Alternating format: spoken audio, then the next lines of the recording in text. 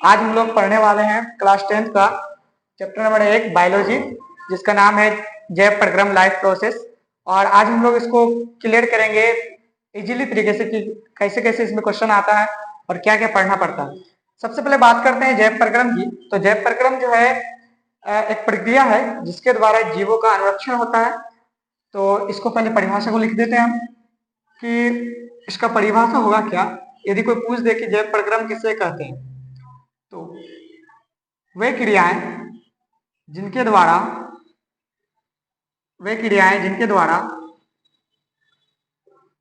जीवों का अनुरक्षण होता है,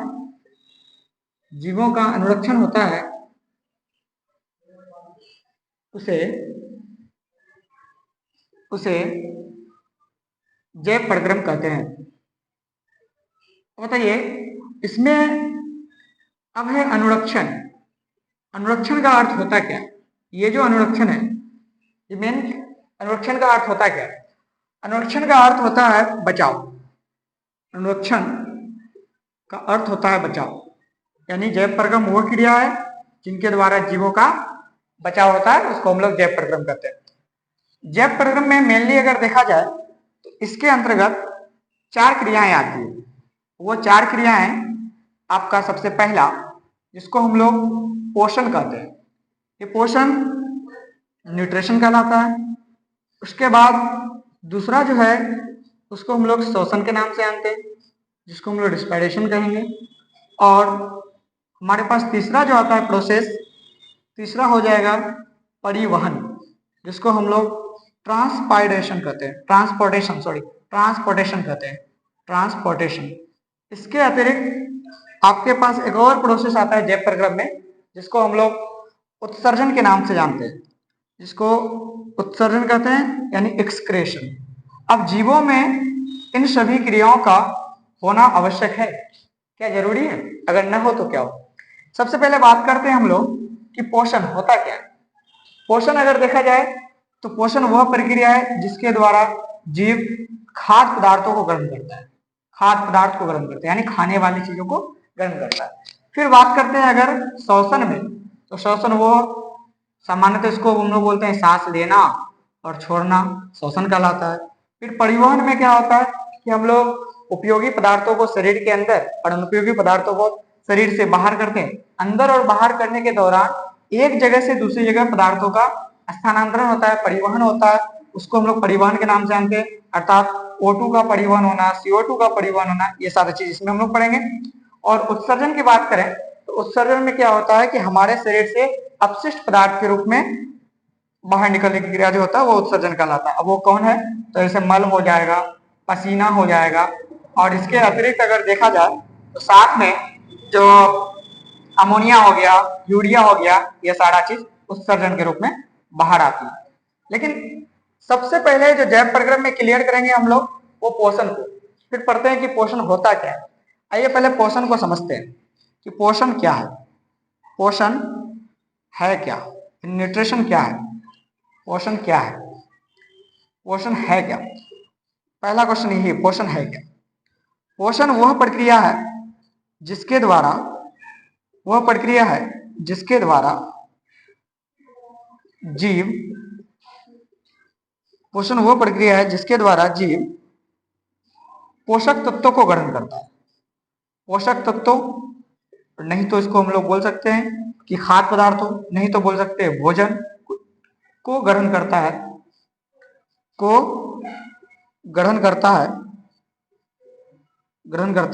वो पोषण कहलाता है।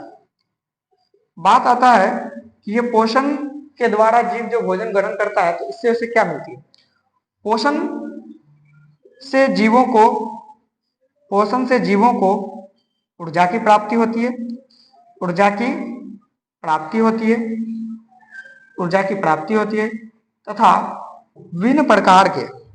तथा विभिन्न प्रकार के शारीरिक क्रियाकलाप तथा विभिन्न प्रकार के शारीरिक क्रियाकलाप या टूटे फूटे उत्तकों उत्तकों की मरम्मत के लिए मरम्मत के लिए मरम्मत के लिए जीवों को ऊर्जा की प्राप्ति होती है। ऊर्जा की प्राप्ति होती है। तो ये आपका पोषण का परिभाषा हो गया। इसके अलावा अगर बात करते हैं कि पोषण की मुख्य रूप से कितनी विधि होती है, तो पोषण की मुख्य रूप से अगर विधि की बात करें तो सबसे पहले आपको ये क्लियर कर लेना है कि क्या क्या बोला गया। जैव प्रक्रम होता क्या है? जैव प्रक्रम में लाइफ प्रोसेस हम लोग बोलते हैं, वे सभी क्रियाएं होती है जिनके द्वारा जीवों का अनुरक्षण होता है, उसे जैव प्रक्रम कहते हैं। जैव प्रक्रम में अनुरक्षण वर्ड जो आता है, इसका अर्थ क्या होता है? बचाव होता है। जैव प्रक्रम में कौन कौन सी क्रियाएं आती है?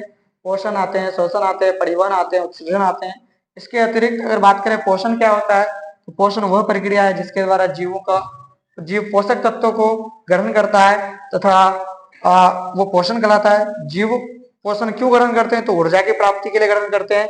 और इसके अतिरिक्त विभिन्न प्रकार के शारीरिक क्रियाकलाप या टूटे फूटे उत्तकों की मरम्मत के लिए जीव ऊर्जा की प्राप्ति करते हैं और पोषक तत्वों को ग्रहण करता है। इसके बाद बात करते हैं कि पोषण कितने प्रकार की होती है। ये पोषण जो होती है वो होती है दो प्रकार की। पहला जिसे हम लोग स्वपोषण के नाम से जानते हैं और दूसरा जिसे हम लोग परपोषण के नाम से जानते हैं। स्वपोषण और करते हैं पोषण के। पोषण होता क्या है? पोषण मुख्य रूप से पोषण की दो विधियां होती है। सबसे पहला स्वपोषण और दूसरा आपका हो जाएगा परपोषण। स्वपोषण और परपोषण को हम लोग बोलते हैं क्या? इसे ऑटोट्रोफ्स भी कह सकते हैं या ऑटोट्रोफिक न्यूट्रिशन के नाम से जानते हैं हम लोग, ऑटोट्रोफिक न्यूट्रिशन। और इसको हम लोग कहते हैं हेटरोट्रोफिक न्यूट्रिशन। Heterotrophic nutrition. स्वपोषण किसको कहते हैं? क्वेश्चन आता है स्वपोषण किसको कहते हैं और स्वपोषण होता किसको? स्वपोषण पोषण की वह विधि है जिसमें कोई जीव अपना भोजन स्वयं बनाते हैं और स्वयं संश्लेषित करते हैं। अर्थात अगर स्वपोषण की कोई परिभाषा पूछ दे कि स्वपोषण हम लोग किसको कहेंगे, स्वपोषण किसे कहते हैं, स्वपोषण होता क्या है? स्वपोषण पोषण की वह विधि जिसके द्वारा जीव अपना भोजन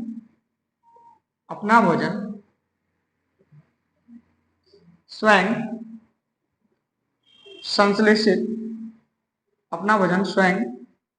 संश्लेषित करते हैं उसे स्वपोषण कहते हैं।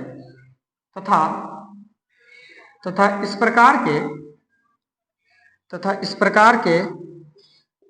इस प्रकार के जीव को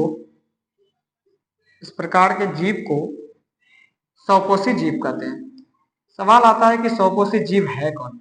तथा इस प्रकार के जीव को स्वपोषी जीव कहते हैं, यानी स्वपोषण के अंतर्गत आने वाले जीव को स्वपोषी जीव कहते हैं। स्वपोषण के अंतर्गत जितने भी हरे पेड़ पौधे, सभी हरे पेड़ पौधे स्वपोषी होते हैं। सभी हरे पेड़ पौधे स्वपोषी होते हैं। अब सवाल आता है क्या कोई ऐसा जंतु हो सकता है जो स्वपोषी हो? बिल्कुल भी नहीं। और जितने भी हरे पेड़ पौधे हैं वे स्वपोषी होते हैं। और हरे पेड़ पौधे अपना भोजन जो बनाते हैं वो प्रकाश संश्लेषण की क्रिया द्वारा बनाते हैं।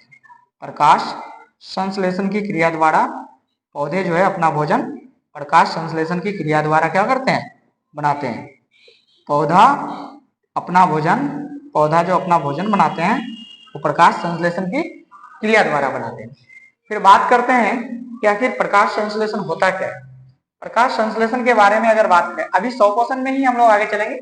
जब हम लोग परपोषण में आएंगे तो फिर परपोषण का पूरा प्रकार पढ़ेंगे। परपोषण कितने प्रकार की होती है, परपोषण में कौन कौन से प्रकार आते हैं और कौन से जीव आते हैं इसमें। हालांकि मेनली अगर देखा जाए तो स्वपोषण में आपका जो आएगा जो है वो सभी हरे पेड़ पौधे आएंगे। जितने भी हरे पेड़ पौधे हैं वे सभी के सभी जो है स्वपोषी होते हैं। और परपोषण में जितने भी जीव जंतु का कहने मतलब सूक्ष्म जीव हो जाएगा, मनुष्य हो जाएगा, हाथी, घोड़ा, गाय, बकरी, शेर, ये सभी के सभी आपका परपोषण में आते हैं और ये परपोषण का एग्जाम्पल है। इसके अतिरिक्त अगर बात करते हैं हम लोग प्रकाश संश्लेषण की, क्योंकि अभी स्वपोषण में है तो अभी प्रकाश संश्लेषण में चलते हैं। तो समझेंगे फिर से कि प्रकाश संश्लेषण होता क्या है। कि प्रकाश संश्लेषण, प्रकाश संश्लेषण क्या होता है, प्रकाश संश्लेषण के लिए कितने घटक की आवश्यकता पड़ती है, प्रकाश संश्लेषण किसमें होता है, प्रकाश संश्लेषण के दौरान कौन से समीकरण बनता है, प्रकाश संश्लेषण से कौन सी गैस मुक्त होती है। आइए समझते हैं फोटोसिंथेसिस। फोटोसिंथेसिस होता क्या है? तो मेनली अगर देखा जाए तो फोटोसिंथेसिस एक प्रक्रिया है, यानी एक प्रक्रिया है, वह प्रक्रिया जिसके द्वारा, वह प्रक्रिया जिसके द्वारा पौधा, जिसके द्वारा पौधा अपना भोजन बनाता है, अपना भोजन बनाता है, वो प्रक्रिया जिसके द्वारा पौधा अपना भोजन बनाता है, उसे उसे प्रकाश संश्लेषण कहते हैं। उसे प्रकाश संश्लेषण कहते हैं। प्रकाश संश्लेषण में अगर बात करें कि प्रकाश संश्लेषण में पौधे को कितने घटक की आवश्यकता पड़ती है। प्रकाश संश्लेषण में पौधे को 4 घटक की आवश्यकता पड़ती है। वो 4 घटक कौन है? वो 4 घटक है। सबसे पहला अगर बात करें हम लोग 4 घटक में, पहला घटक जो कि होता है क्लोरोफिल। ये क्लोरोफिल होता क्या है? ये क्लोरोप्लास्ट में पाया जाता है। तो क्लोरोप्लास्ट मेनली अगर देखोगे तो पौधे को हरा भरा बनाने में मदद करता है। दूसरा जो घटक होगा हमारे पास, जिसको हम लोग कहेंगे सूर्य का प्रकाश। तीसरा घटक हमारे पास हो जाएगा जिसको हम लोग कहेंगे क्या, इसको कहा जाएगा कार्बन डाइऑक्साइड। और चौथा घटक हो जाएगा जल, जिसका सूत्र H2O होता है, और कार्बन डाइऑक्साइड का सूत्र हो जाएगा CO2। अगर बात करते हैं कि इस वायुमंडल में कार्बन डाइऑक्साइड की प्रतिशत मात्रा कितना है, तो 0.03% वायुमंडल में कार्बन डाइऑक्साइड पाई जाती है। अगर ऑक्सीजन की बात करें कि ऑक्सीजन कितना प्रतिशत, ऑक्सीजन अगर देखा जाए तो 21% ऐसे कहा जाता है, एक्चुअल में ये पाई जाती है 20.8%। जो कंपटीशन वाला एग्जाम का तैयारी करता है उसके लिए ये याद रखना जरूरी होता है कि 20.8%, और जो बोर्ड लेवल का तैयारी करता है उसके लिए ये 21%।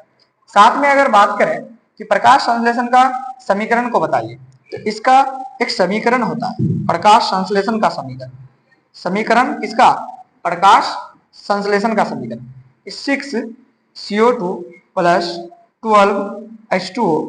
यहाँ पर आपको तीर का चिन्ह हो जाएगा, जिसमें हम लोग लिखेंगे सूर्य प्रकाश और क्लोरोफिल। तो इधर बनेगा C6H12O6 plus 6O2 plus 6H2O plus ऊर्जा। तो इस तरह का जो समीकरण हुआ, इस समीकरण में अगर देखा जाए, इससे भी क्वेश्चन बहुत बार पूछा गया है कि ये प्रकाश संश्लेषण का समीकरण है, इसमें बताइए ये किसका सूत्र है। ये जो C6H12O6 है, इसको हम लोग ग्लूकोज कहते हैं, ग्लूकोज। तो पौधा जो है अपना भोजन ग्लूकोज के रूप में बनाता है। लेकिन अगर बात करें कि पौधा अपना भोजन संचित किस रूप में करता है, अपना भोजन संचित जो करता है, भोजन संचित किस रूप में करता है, तो संचित करना, भोजन जो संचित करता है वो स्टार्च के रूप में, किसके रूप में? स्टार्च के रूप में। स्टार्च के रूप में अपना भोजन संचित करता है और ग्लूकोज के रूप में अपना भोजन बनाता है। और अगर देखा जाए एक क्वेश्चन और आता है कि प्रकाश संश्लेषण की प्रक्रिया में पौधा जो है कौन सी गैस को मुक्त करता है, तो यहाँ से उप उत्पाद के रूप में कौन सी गैस मुक्त होती है? ऑक्सीजन। ये जो ऑक्सीजन है प्रकाश संश्लेषण की प्रक्रिया के दौरान उप उत्पाद के रूप में बाहर निकलने वाली गैस है। साथ में अगर बात करें हम लोग एक और चीज की, जो ये ग्लूकोज है C6H12O6, इसमें ग्लूकोज के एक अणु में कुल परमाणुओं की संख्या, तो एक अणु में अगर कुल परमाणु की बात करें, एक अणु में कुल परमाणु की संख्या 24 होती है। और अगर बोलेगा ग्लूकोज के एक अणु में कार्बन कितने, तो 6, ऑक्सीजन कितने, तो ऑक्सीजन भी 6, अगर हाइड्रोजन की बात करें तो ये कितनी होती है? 12, और कुल मिलाकर के कितने परमाणु होते हैं? 24। तो हम लोग फिर यहाँ से आगे अगला क्लास में देखेंगे। जब तक के लिए आप लोग इसको रिवीजन करते रहिए और अपना तैयारी आगे बढ़ाते रहिए। हो गया।